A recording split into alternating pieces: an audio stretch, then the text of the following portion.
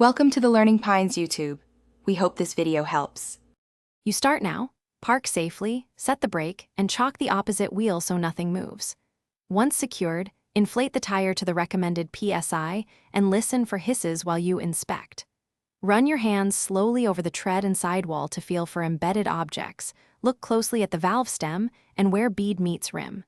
Make sure you note any suspicious spots so you know where to focus the next diagnostic step.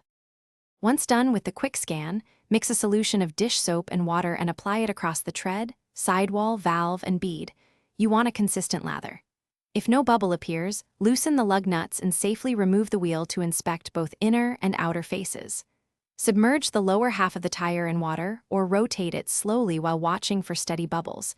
This pinpoints the puncture. If bubbles appear at the rim or valve, document their exact location. Mark the leak clearly with chalk or tape so you can work precisely.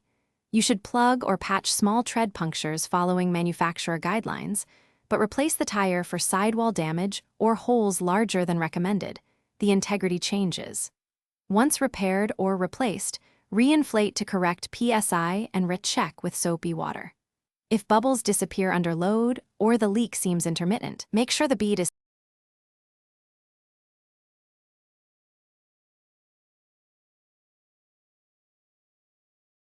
Thanks for watching.